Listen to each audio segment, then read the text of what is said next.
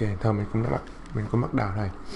Xin chào mọi người, mình tên là Lammas Chơi. Thì đây là lần thứ hai mình livestream. Lần thứ nhất thì không thành công cho lắm, tại vì ở bên đây á, thì có bão tuyết, cho nên là cái lúc mà chơi thì cái stream nó bị ngắn đoạn, là bị dứt. Nhưng hôm nay thì mình mong là sẽ tốt hơn. Thì hiện tại thì mình sẽ chơi một trò chơi tên là Stories: The Path of Destinies, là một câu chuyện về một người hùng cáo. Thì giờ mình sẽ bắt đầu vô luôn. Mình sẽ cố gắng dịch, nhưng mà rất là khó khi mà dịch trực tiếp từ tiếng Anh qua tiếng Việt.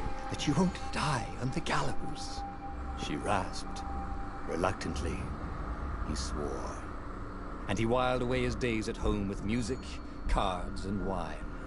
But the emperor had changed.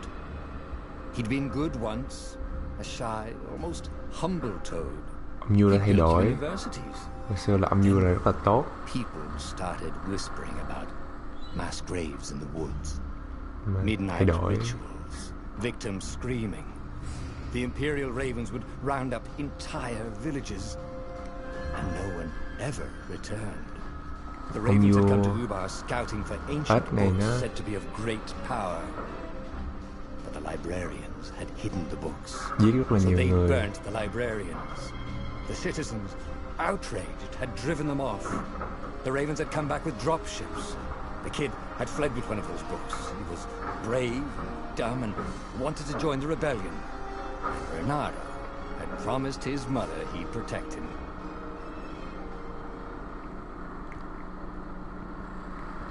Ông Du muốn tìm một cuốn sách có năng lực phi thường, đại khái gì đó. Thì mình hình như là mình đang có cuốn sách đó, mình đang chạy khỏi ông vua với lại cái đoàn quân của ông vua. Còn người dân á, thì đang là đang chống lại.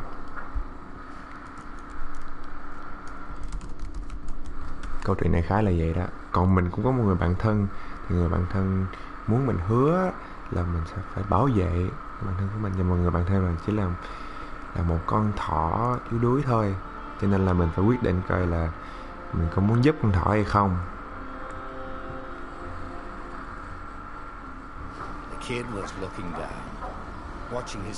Đó là bạn thân của mình đó. Bernardo told the kid, "Look, if we give them the book, they'll leave you alone. My mother died for this book. I promised her I'd protect you." Mẹ của nó chết, cho nên nó rất là buồn. Cái cuốn sách, mình là người cáo, mình sẽ đi theo để giúp bản thân mình, tại mình hứa với người mẹ nó là mình sẽ giúp nó. Tên nó là Peter. The two ravens were staring at the kid like he was their dinner, which probably was what was in their tiny brains. Oh no. Hey, đừng bị tấn công. Mình là anh hùng cáo. Right? For the emperor! The ravens cawed and rushed at him. Chém.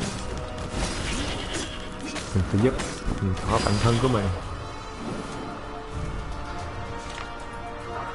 Cái cấu hình mình thấy cũng rất là ấn tượng, rất là đẹp cho một cái game mà được cho là miễn phí.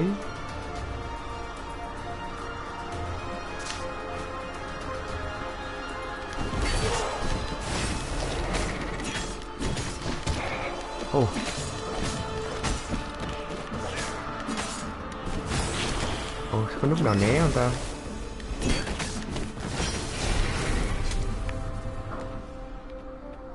Cái nào chiếu gần hơn, thấy cái nhân vật của mình. Cái này cũng tương đối xa. A dropship flew overhead. He hoped they hadn't noticed him. The kid.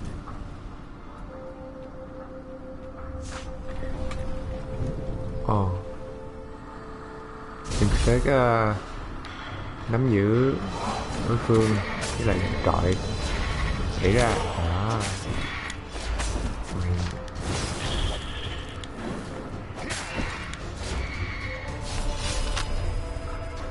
Oh right, the gate of heroes. Cổng của những anh hùng. making the Skyship Docks a gated community. You needed a hero's sword to open it. And the kid was on the other side of the gate. Mình cần một cái... Get you through. Promise me you'll take the book to the rebels. Or I'm gonna steal your ship. I'm not taking that damn book anywhere. And neither are you. Try and stop me, laughed the kid. I bet you don't even have a hero sword. And with that, the kid hopped away. Had to hand it to the kid. He was an idiot, but he had guts. Mình cần kiếm anh hùng để mở cổng. Nhưng bây giờ mình phải đi tìm kiếm một cái kiếm anh hùng. Thằng con thỏ thì nói là giờ nếu mà mình không nắm giữ bảo vệ cái cuốn sách á thì nó sẽ cướp cái tàu của mình. Cho nên giờ mình phải kiếm anh hùng. Đây nè, ngay đây luôn. Ồ, cái này là mình tạo ra cái kiếm anh hùng.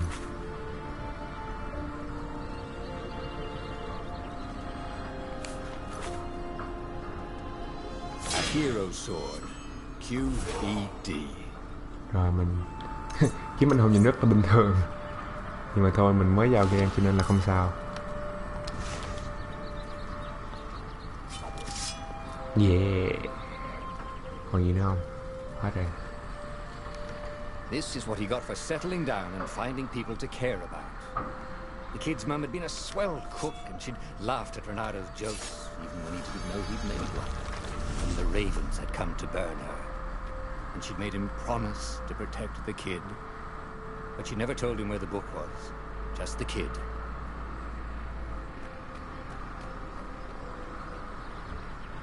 Người mẹ. Came up to a ledge. It was too far to jump. There'd been a bridge here before, hadn't there?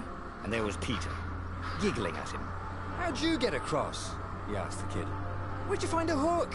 I hopped, said the kid. Wise-ass kid. Hey, look out behind you! Q, said Renado. Ah, ravens.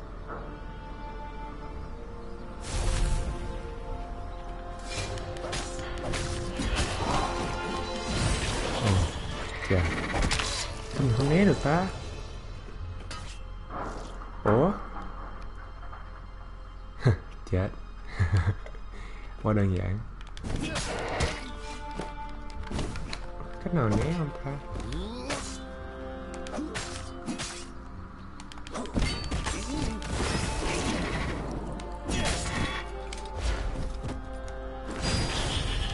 It was time to talk some sense into the kid. Just hook his way across the ledge and chase the kid down.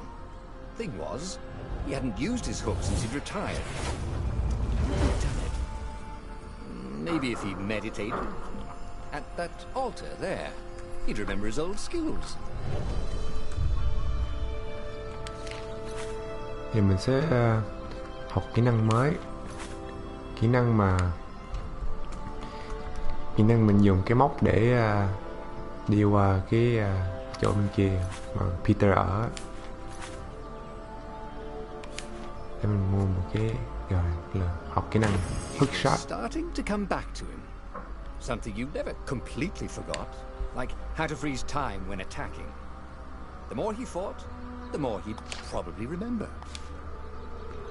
Đây, mình hút lại. Quá đơn giản.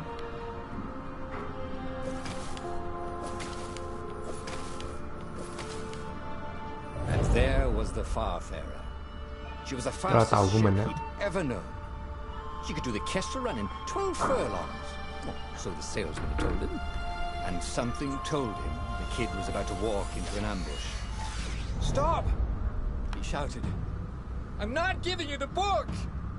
Shouted the kid, and took off. No! Peter! The kid ran for it. And a goggler nailed him with its ivy. Oh, okay. Không xong rồi. Giờ mình làm sao? Peter ngu quá. Mình phá được cái này không ta? Mình núp đằng sau.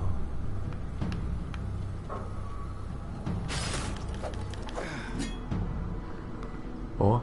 Dễ làm đôi ghê quá vậy. Tưởng đó là cái móc chứ. Thật ra là có thịt trong người đó nữa. The book was unburned. Next to it were the buckles from the kid's shoes and the kid-sized pile of ashes. Damn it. Why hadn't he lied and told the kid he'd take the book to the rebels? The kid would be alive now. Really pissed off and betrayed, but alive. Oh, damn it. Renato picked up the book. Ủa? Chết rồi. Ủa mình tưởng mình phải cứu. Ủa mới đầu tiên mà Peter bị đốt chết rồi.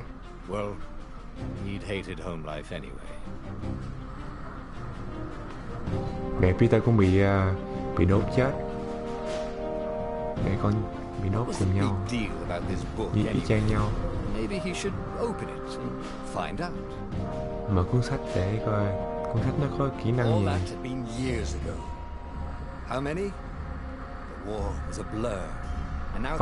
Thì đó là mấy năm trước. Where are you running, rebel? Called the Raven captain over the loud hailer. Renato could see them cranking up their con tàu khác đuổi theo. Just going out for milk? Renato yelled back. Where can you run? Laughed the Raven horribly. Far behind him, another city was burning.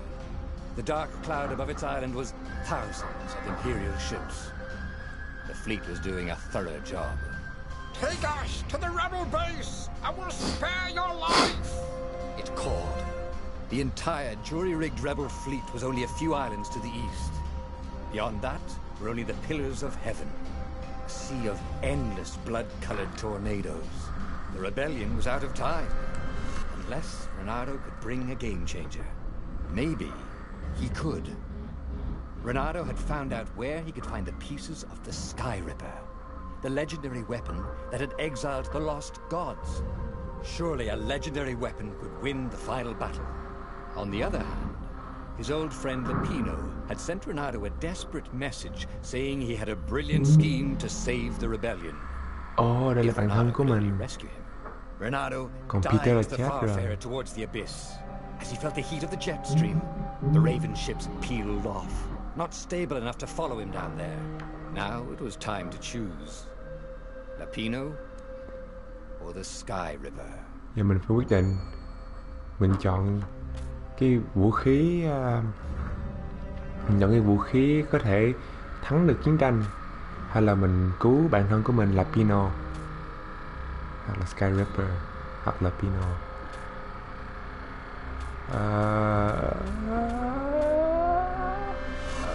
Chọn vũ khí.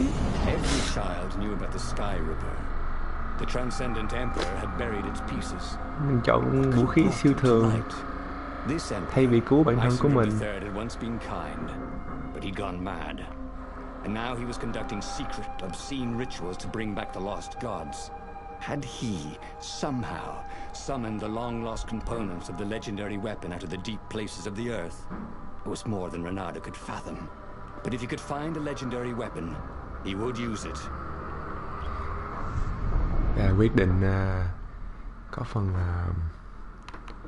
cho là ác của mình, nhưng mà giờ là mình phải suy nghĩ tới cái tương lai của tình hình, phải không? Bây giờ đang có chiến tranh bởi một ông vua ác, mà nếu mà mình cứu bạn thân của mình á thì mình cũng không được một cái kiếm sức mạnh bằng cái kiếm đó, nên là giờ mình phải hy sinh bản thân của mình cho những người trên tương lai, tức cho hàng triệu người, phải không? Đúng rồi. If they had, he hoped they hadn't eaten him alive. Why had he chosen the Sky Ripper? Renato never made plans that required constant vigilance. He was a hero. He didn't think too much. He just went with his gut and hoped it all worked out. The Sky Ripper was a long shot. He'd have to devote himself to it. No side journeys, no rescuing old friends. That was against his nature. Could he stick with it? Đại khái nó nói á, là Ronaldo là một anh hùng. Tại sao mình lại không cứu bản thân của mình mà mình lại đi kiếm một cái thanh gươm huyền thoại? Nhưng mà mình nghĩ á, nhiều khi á mình không cần một anh hùng để trị ác, mà mình phải lấy ác trị ác. Đó là quyết định của mình. Mong mọi người thông cảm nha. Nhưng mình cũng không có hối hận. Coi đi kiếm cái kiếm này coi.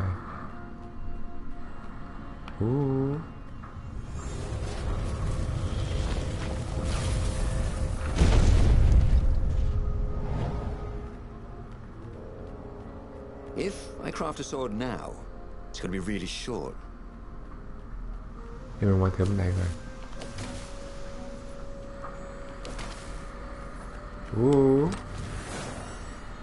Xin chào mọi người.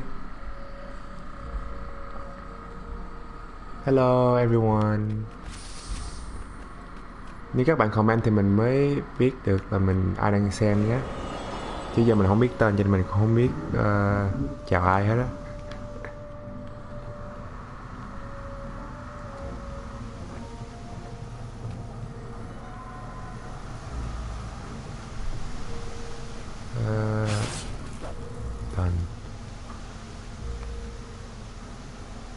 Cho mọi người vừa mới vào thì mình hiện tại đang trên hành trình đi kiếm thanh gươm huyền thoại. Thì mình cứ lựa chọn là một, cứu bản thân của mình, hoặc hai là đi kiếm cái thanh gươm.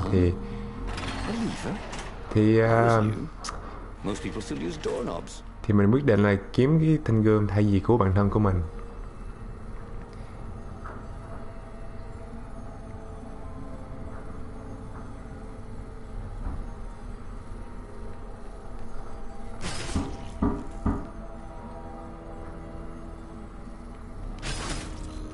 The people who had built this castle, did they even know what monstrous weapon lay hidden within their walls?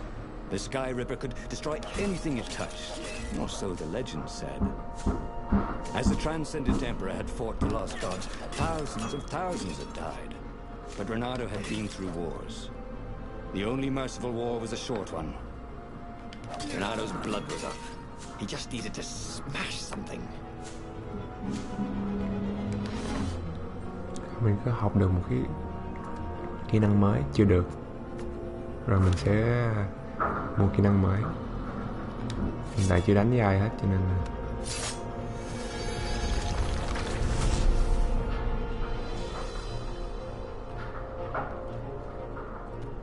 có nhiều loại kiếm quá.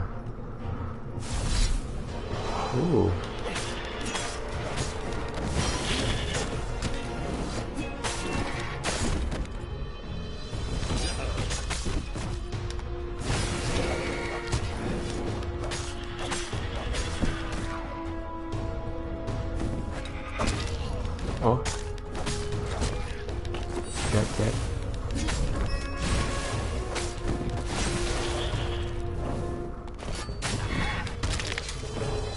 We'll always have Paris, he thought. And then he died. Quá thất vọng. Mình chưa quen cái cách đánh ở đây.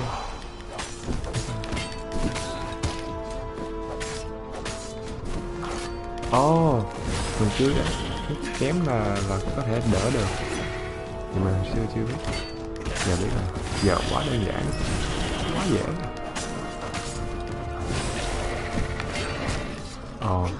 Đánh hai bên thì quá tay. Where Renato went next, we cannot follow. Yet. Thử thêm lần nữa. Không đến năm mà mình không thể thắng được.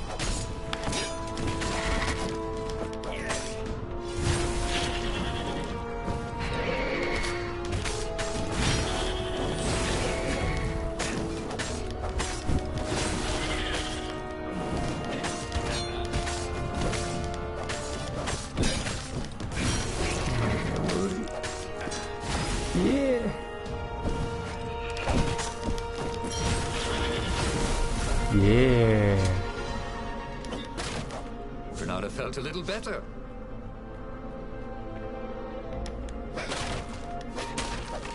Không tệ. Giờ mình phá mấy bậc này, tiện cũng ra mấy chỗ để bơm máu nữa.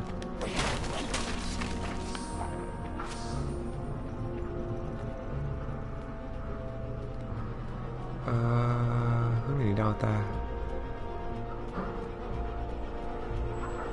Yeah, cái bó.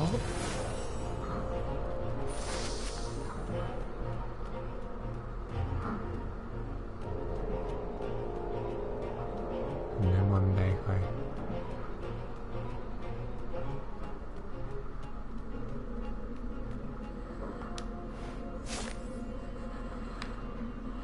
Nhiều chữ quá. Người đọc. Hero wall, hero sword, ice wall, ice cube. Mình phải kiếm một thanh gươm nào mà có năng lực của đá hay là tuyết. Đá lạnh hết. Hiện tại là mình chỉ được cổng, mở được cổng một thanh lá cây thôi. Nên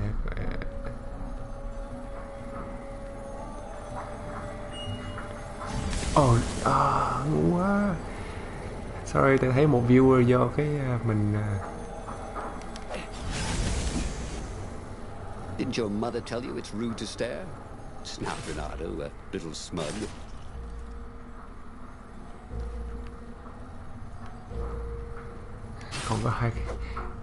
còn có 2 HP. Tệ quá. Nhìn phải thông minh hơn một chút. Ê.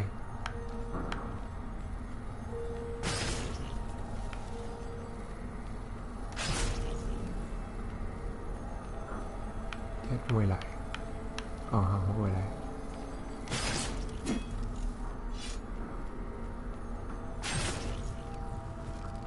Nhưng mình phải rất cẩn thận. Còn có 2 máu à. Fuck. Chết rồi. Nhiều quá dần sao.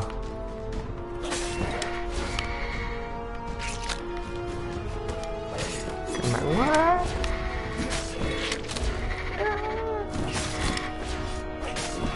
Yes. Level up luôn. Nhưng mà vẫn mình thiếu máu. Mình cần bơm máu mấy bạn ơi. Dạ. Hồi đó. Except he couldn't figure them out. On the other hand, if there was a puzzle, it was probably meant to keep people away from something good. Quá đơn giản. Nhưng mà mình coi bên đây có cái gì không? Cửa lửa hả? Rồi mình sẽ có.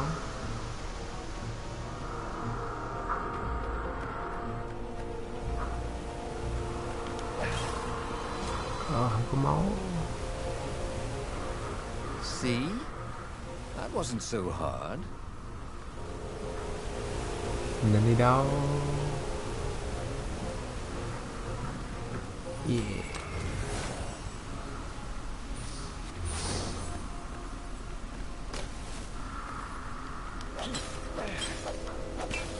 Cũng không có máu. Ok, có máu. Giờ mình có 12. Cái cổng này nghe người ta. Thì mình sẽ bắt đầu đi qua đây.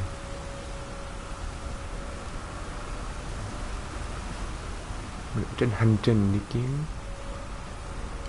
vũ khí phi thường. Mình có học được một kỹ năng mới.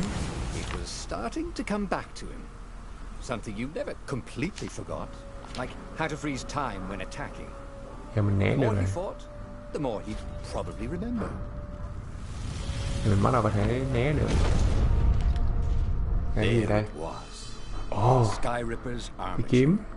The stuff that dreams are made of. Engineers' dreams, anyway. The device was intricate. No one alive had the skill to make a thing like it. How was it part of a weapon at all? He'd have to ask a scientist. But first, he'd get the second piece. Skyripper had a heart, a core that had come to rest on the next island. Mình phải kiếm. Cái đó chỉ là một phần của cái kiếm thôi. Zenobia had just invaded it with her father's Raven battalions. She must be encamped there still. But fighting Zenobia now, that made no sense at all. He'd already sacrificed one friend to get this armature, was it?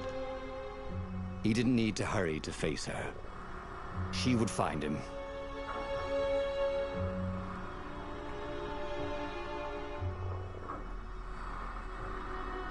Tự nhiên nó cho mình quyết định là một là giờ bỏ cái vũ khí, mà đi đấu với lại đi gặp Zenobia, con gái của ông vua, con gái, hoặc là đi kiếm vũ khí. Đương nhiên là mình phải chọn vũ khí chứ, có lý do gì mà đi đấu.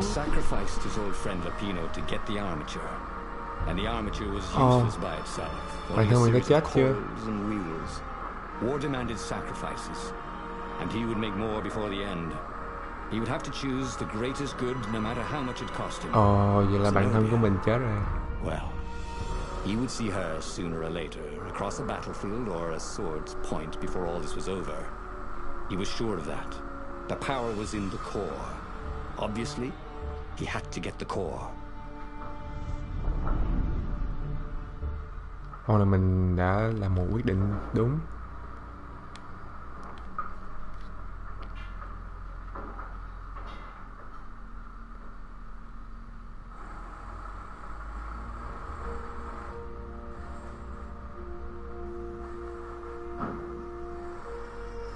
Doubt sunk in before he was even out of sight of the Farfarer. Why had he chosen the Sky River? It was the sort of path he'd always avoided. The path of responsibility, of seriousness. Had he grown Có vũ up? khí đi theo mình. He didn't feel grown up. He'd made this decision from his gut, like he always did. Somehow, he'd impulsively decided to stop being impulsive. Did that make any sense? Mà không phải đi vòng vòng để tìm châu báu. The magic slinkies? Oh, there was something else.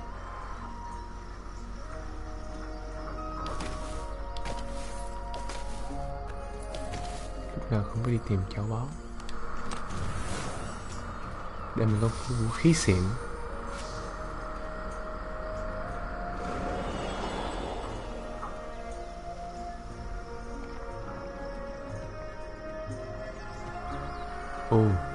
Cái giếng. Nhìn nó nhảy xuống không? Nhảy xuống mình phải khỏi. Thấy chưa? I wonder what I could make with all these sword crafting materials, thought Renato. Quá nhiều nguyên liệu để cho làm kiếm. Để đợi khi nào mình tới cái chỗ làm kiếm sẽ làm một kiếm mới. Giờ nhảy xuống giếng coi có gì vui không?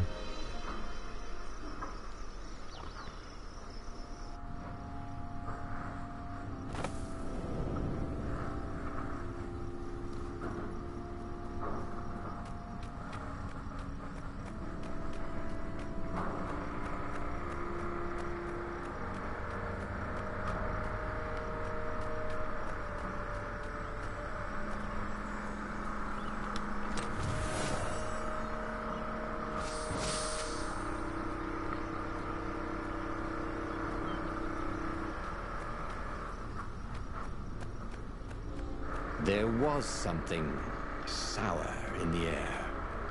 Like the earth had ruptured over something that had been fermenting for a very long time.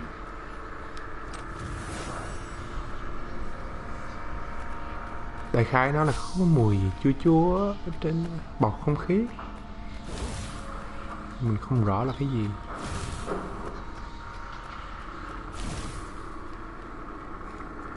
And this is why heroes are called dashing, Renato thought. See? Dashing? Get it?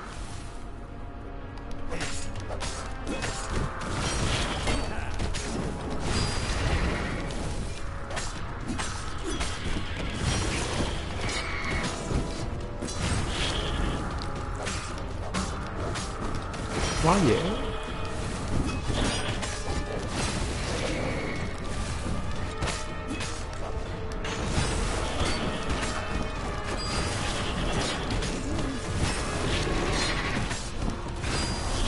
Hai món không vấn đề. Renato had learned so much about. There were fewer and fewer trees. There were only these huge crystalline growths. Had those been here before? He no longer heard birds except for the feverish cawing of the ravens when they attacked. He couldn't smell the small animals of the forest, the mice and rabbits. Where had they gone? And he was getting hungry too. This was an unhealthy place to be. Giống đi đâu rồi?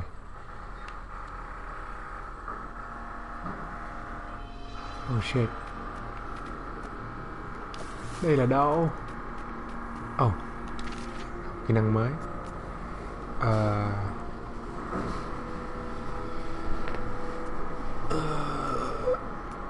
Để có cái nào hay hơn.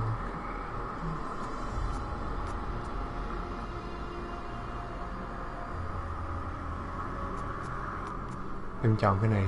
Không, cái đó cần hai cái này. He missed his old skills. He welcomed them back like it was at a reunion. Mình chọn cái khi mà mình đỡ á thì nó sẽ đánh lại người đối phương luôn. Counter attack. Cái này mình quay lại được không? Mình chưa muốn đi.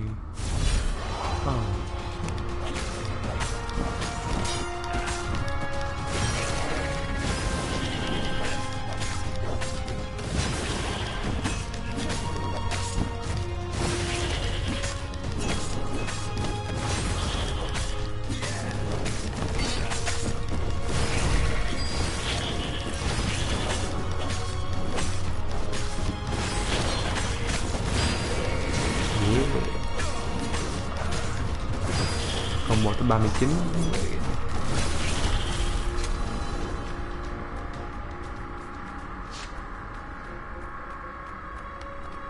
Mình không quay lại được.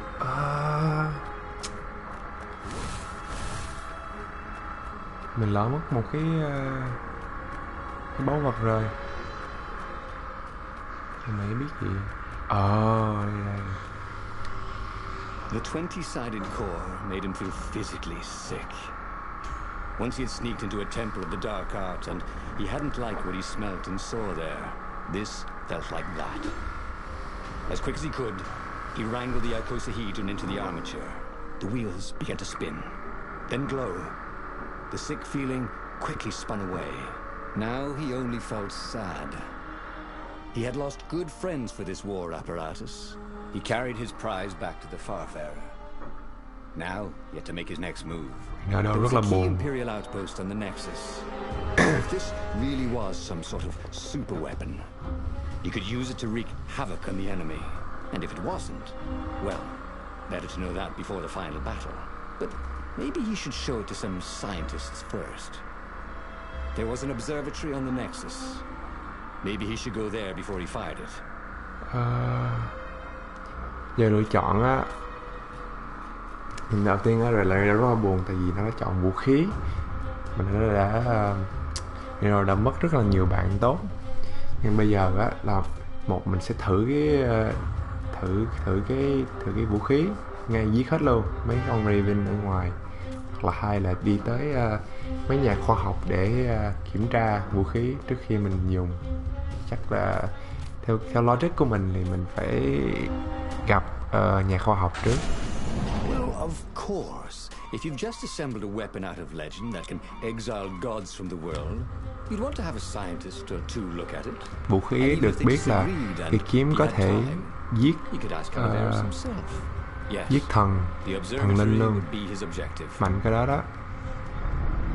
Nhưng mình đang trên đường tới những nhà khoa học.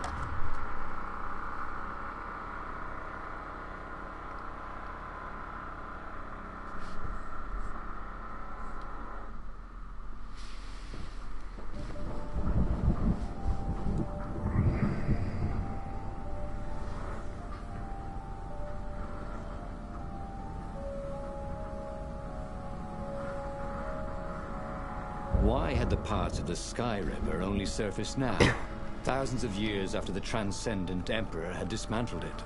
The mad Emperor Isengrim had performed terrible, bloodthirsty rituals to invoke the lost gods. Was that why these ancient artifacts were rising out of the ground? How perfect, then, that the Sky Ripper would reappear to be his destruction.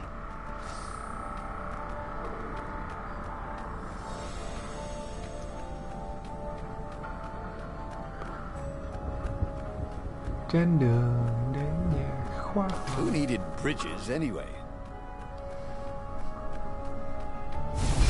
Oh. Oh. Quá gì?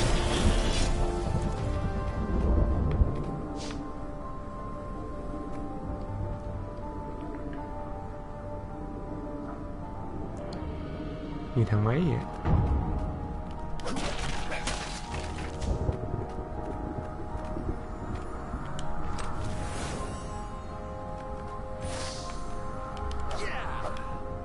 Không đi đâu. Vào đây.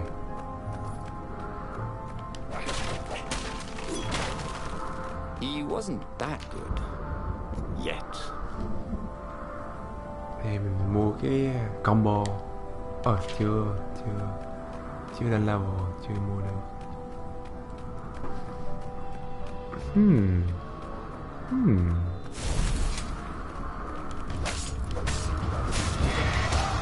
Oh shit.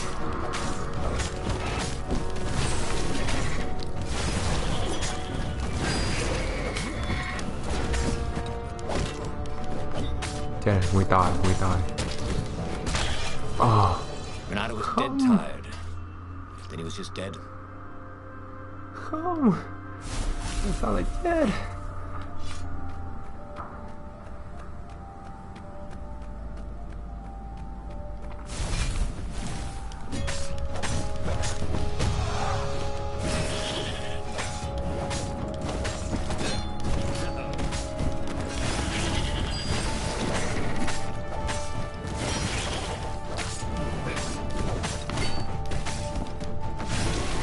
Tập trung.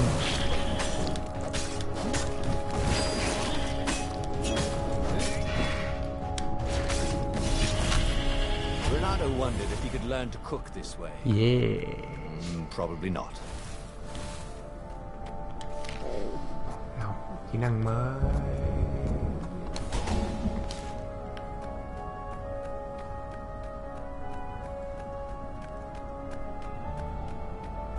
A legendary weapon was exactly what the rebellion needed. They were outnumbered. The once kind emperor had become a tyrant. But his ravens stayed loyal, for he fed them his victims, and the other animals were too frightened to rebel. Renato shuddered at what the emperor was trying to do. To bring back the lost gods, the black harvest, the black sun? No. He would stop that toad, no matter what the risk. What did you do if one of these platforms stalled?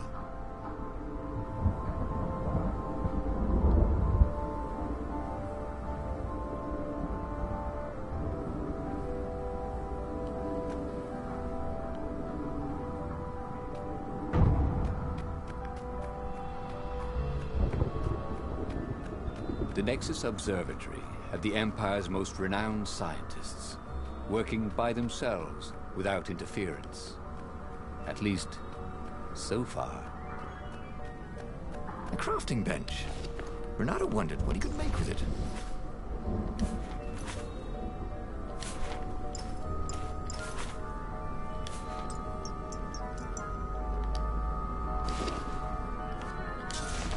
Nâng cấp vũ khí.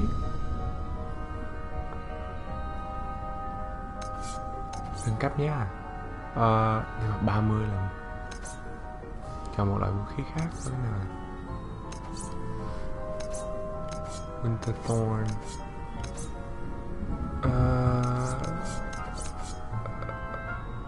Thôi cứ nâng cấp đại đi. His trusty old sword was always a little better when he sharpened it.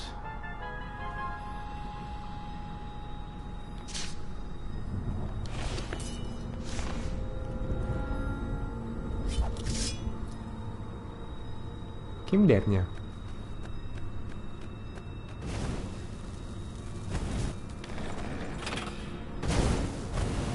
Oh, what?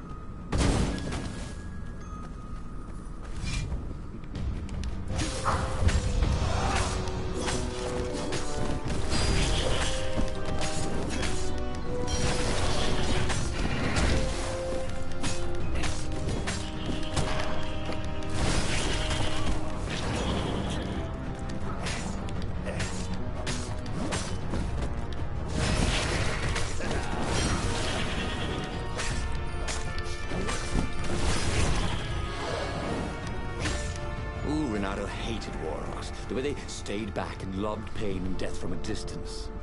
Cowards. Really dangerous, effective cowards.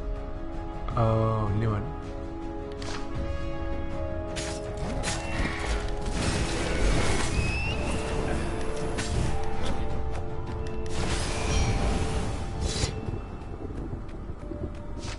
Quá dễ, quá đơn giản, quá bình thường.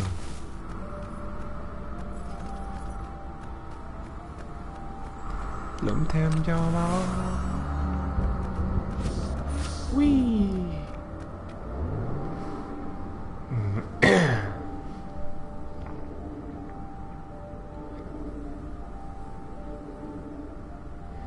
Nhà khoa học gì mà cái khu vực quá phức tạp luôn á. Nhưng mình tới rồi nè. Có lẽ mình đã tới địa điểm rồi.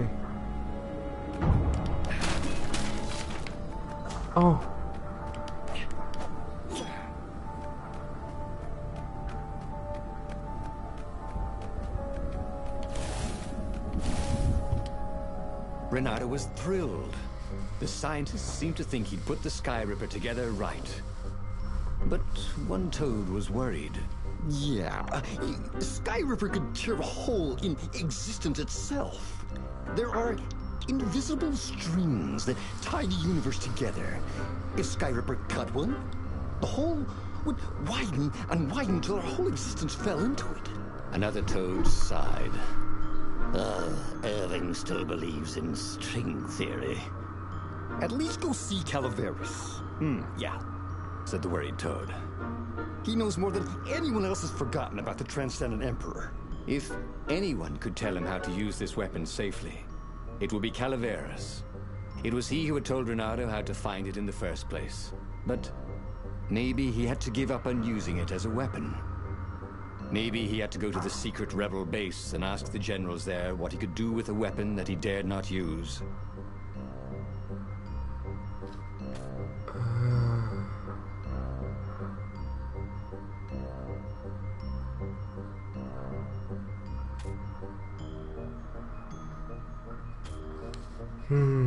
Mình có hai lựa chọn giờ. Một là đi kiếm cái ông Calaveras, là một ông, có lẽ ông là cái người sẽ biết cách nào để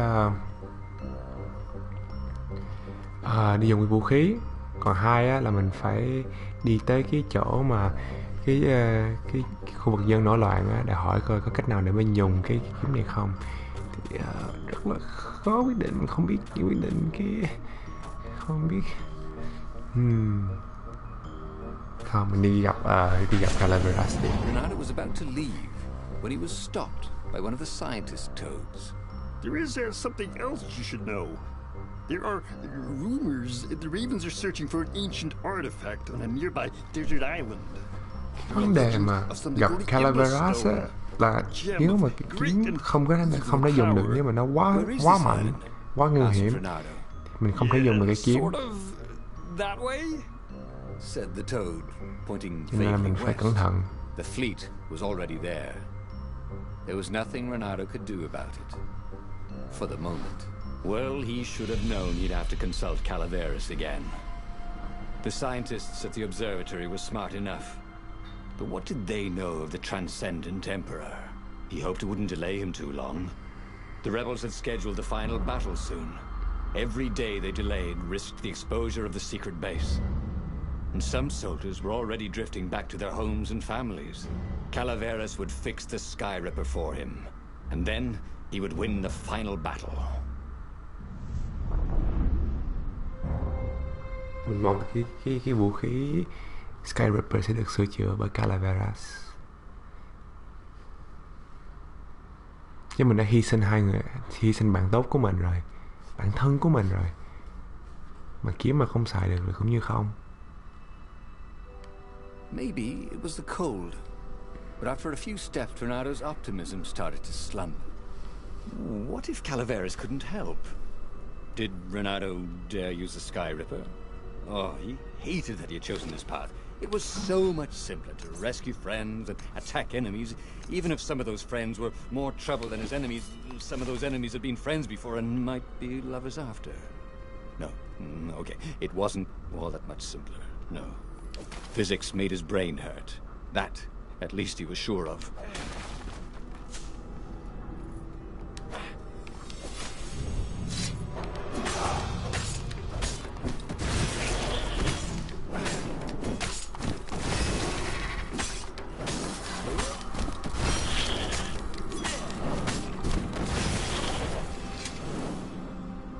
Em quay lại coi mình có châu báu.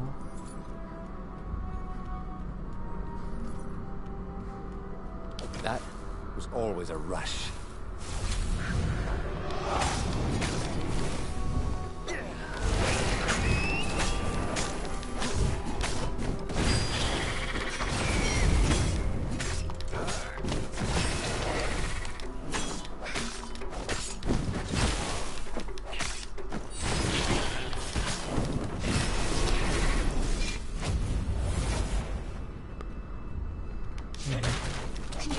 Vậy có phải chỗ hồi nãy có hai đường, đi đường nào mới đúng?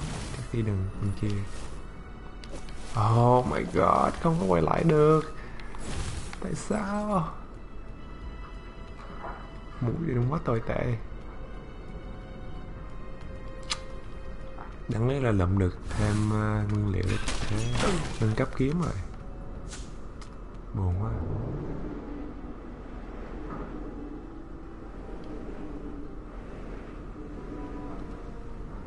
Hối hận.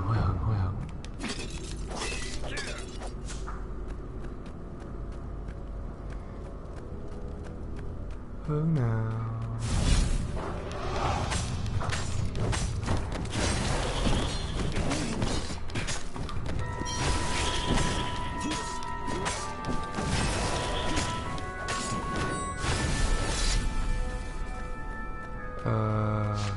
Đi ở dưới trước đi. Biết anh tốt hay không thì mình không biết, nhưng mà mình phải cứ đi thử.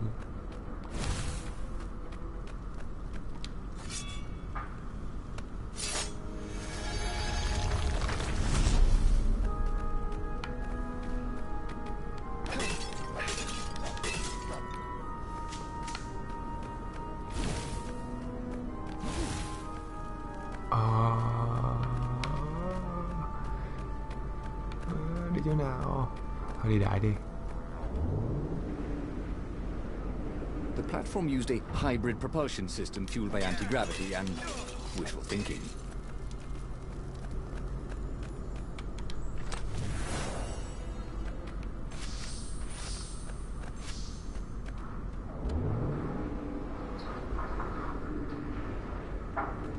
Thôi mình đi.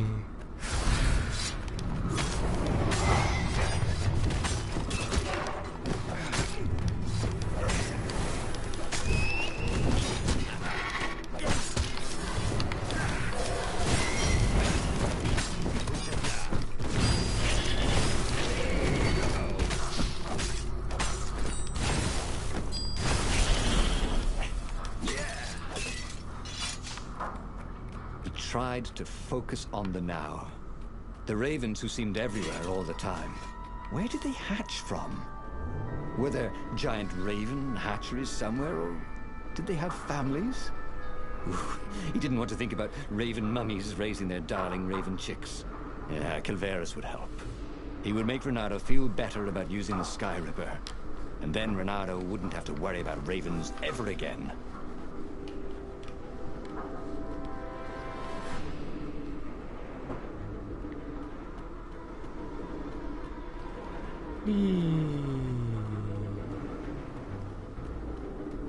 Mình đang đi đâu thế?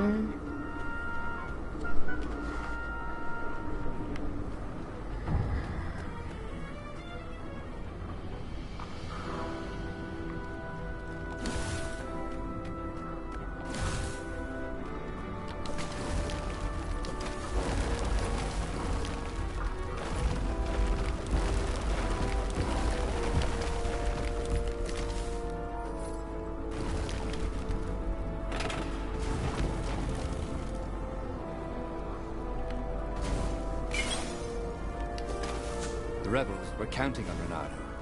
He hoped Calaveras knew what he was doing. Calaveras. Yeah, khoa học. Không biết phải là khối khoa học hay không.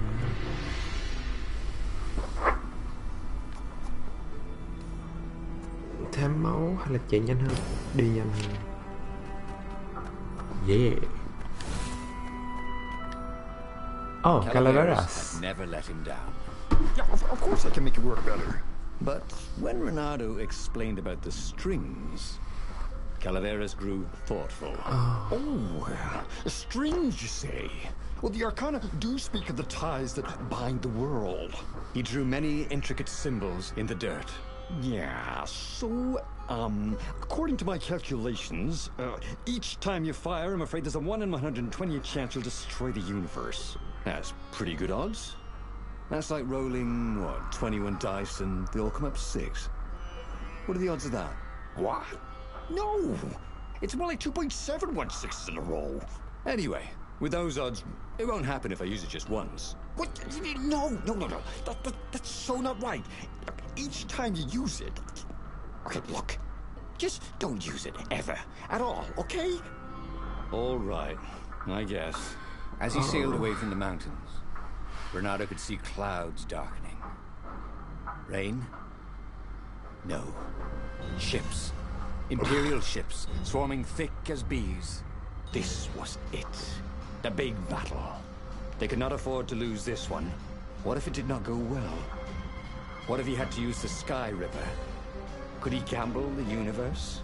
On the other hand, what were the odds of rolling 21 sixes in a row? Nói chung là Calaveras nó là cái vũ khí quá nguy hiểm.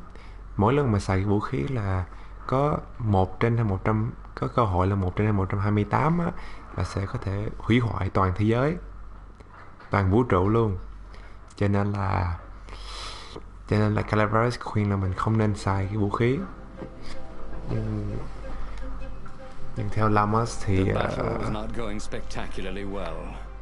mình phải hy sinh. They'd been thinking he would bring the Sky Ripper, or the Iblis Stone, or that he'd sideline Zenobia somehow, phải or turn her. liều thôi. Couldn't he use the Sky Ripper just once? After all, if chances were 1 in 128, that meant he'd for sure be okay the first time. They'd get worse each time he used it, but the first time would be okay, right? He wasn't sure that it was right. So he didn't fire the Sky Ripper. He just brought it along, in case.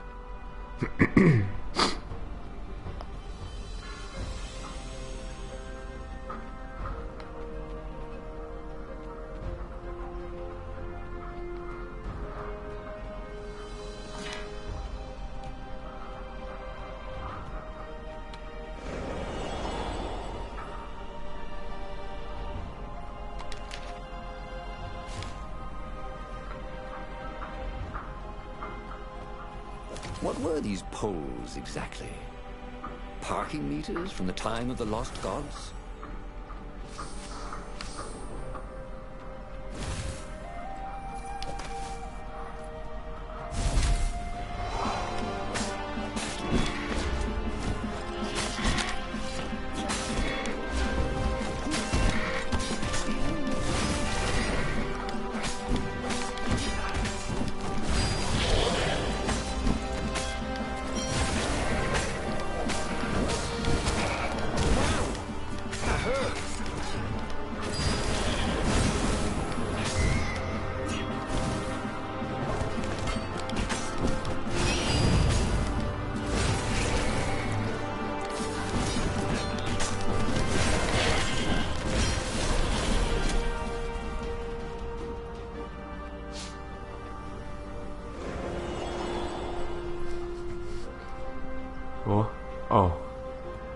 Bị glitch.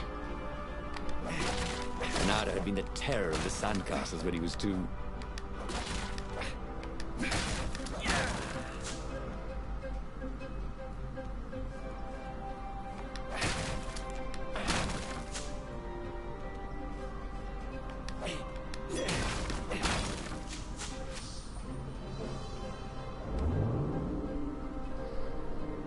Nhiều tàu à.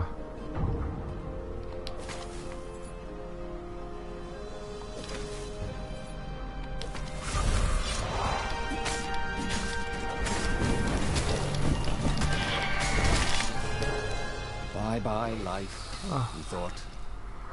Hello, emptiness. What the fuck?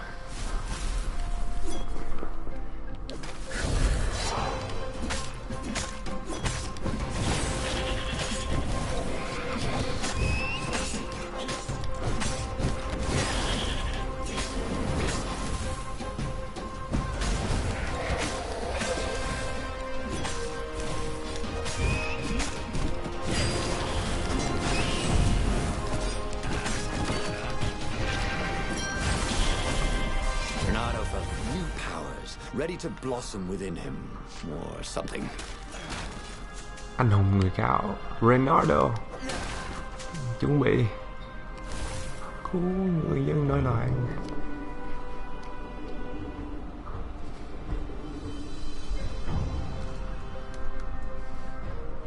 Giết con cóc, vua cóc.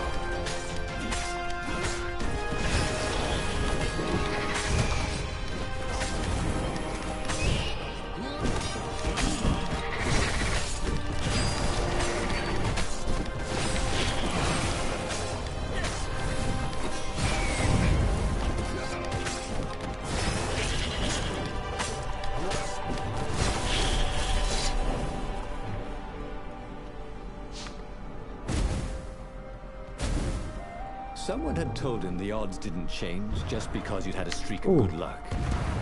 His gut told him that was wrong, though, and he always listened to his gut. On the other hand, 128 chances to win, but one of them would destroy the universe. That seemed a bit serious. Maybe he could defeat the Emperor without firing the Sky Ripper. Maybe he could bluff, but with a real weapon. Like in cards, when you had 3 knaves, but you pretended you had a fizz-bin. That could work.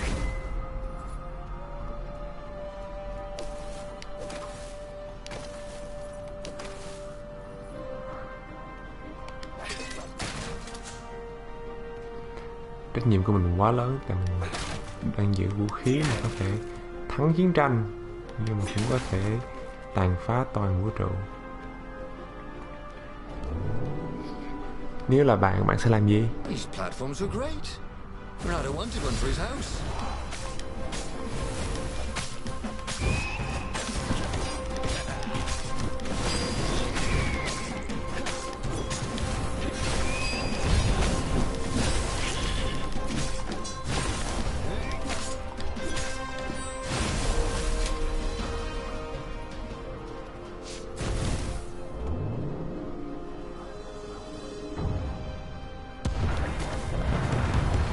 Oh my lord.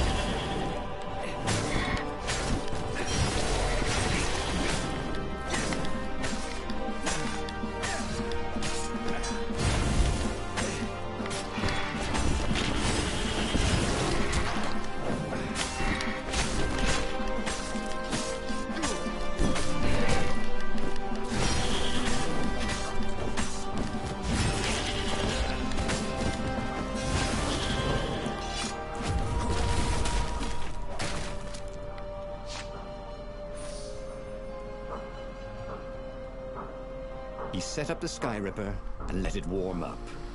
He would bluff if he had to.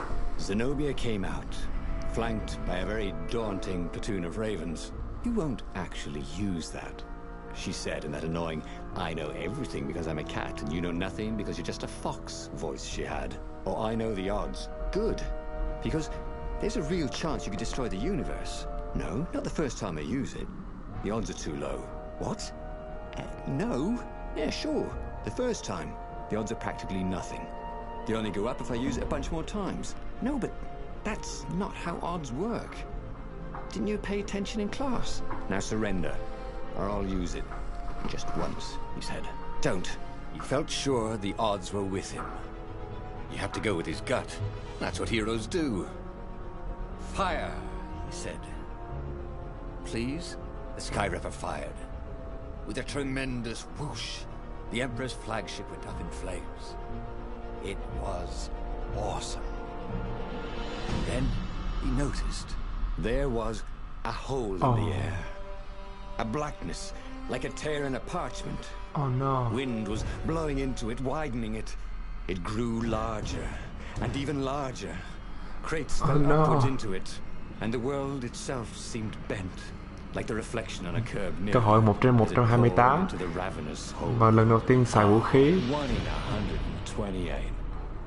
What are the odds? 128. Mà lần đầu tiên dùng đó là phá hoại toàn thế giới. Okay, that was weird. He could have sworn he just died. Instead, he was on the Farfarer, sailing away from Ubar. And it was still burning. He'd fled burning Ubar years ago, hadn't he? And now he was back there. Had all those years fighting the Empire been nothing but a vision into the future? A useful vision if it was true. He'd learned something. The core was powerful, but dangerous if used improperly.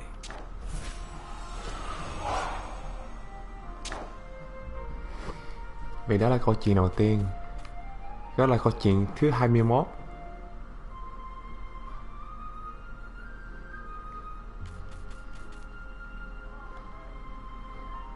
Mình có thể mở sự thật khi mình có phức tạp nhỉ. Nhưng mà mình đã chơi được câu chuyện đầu tiên rồi. Cũng hay đấy. He'd made bad choices. But now, when the real battle mình cần thêm 3 sự thật he nữa. wouldn't make those choices. He wouldn't make the same mistake twice. The book's pages began to flip backwards. Mình sẽ quay lại lần đầu tiên. And he realized that his adventure was just beginning. The clouds parted over the Isles of Boreas. It was time to choose. The rebellion was in trouble. Ravens were scouting for the secret rebel base. They needed a game changer. Pieces of the Skyripper had surfaced. Renato knew that using it could go catastrophically wrong, but he was sure he could figure out how to use it safely. Also, a temple had risen out of empty desert. The Emperor had brought the Skyripper pieces up out of ancient burial by his obscene rituals. Could this be where the Iblis stone was hidden? Someone better get it before he does, thought Renato. On the other hand, his old friend Lapino needed rescuing. Lapino was no game changer, but could Renato really leave an old friend to the Ravens?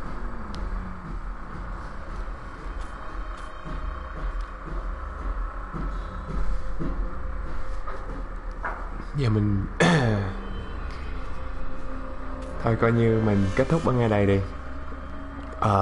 Lựa chọn tiếp theo của mình thì nếu mà mình stream cái gamepad Destinies nữa thì một là mình sẽ không quay lại về hướng kiếm cái vũ khí siêu phàm, nhưng mà mình sẽ một là đi kiếm một cái loại đá gì đó, loại đá Iblis, hoặc là mình sẽ cứu bản thân của mình. Thì cái đó thì mình sẽ quyết định trong tập sau nhé, tập livestream sau. Mình nghe lần thứ 2 livestream cho nên là cũng chỉ có một người để coi thôi, nhưng mà mình cảm ơn bạn đã xem. Thì nếu mà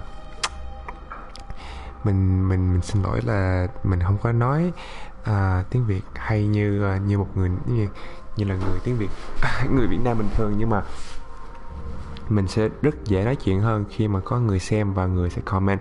Thì mình mong là lần sau á, những lần trong tương lai thì mình mong là ai xem á, mình nhớ comment để mình biết, để mình có thể trò chuyện với mọi người.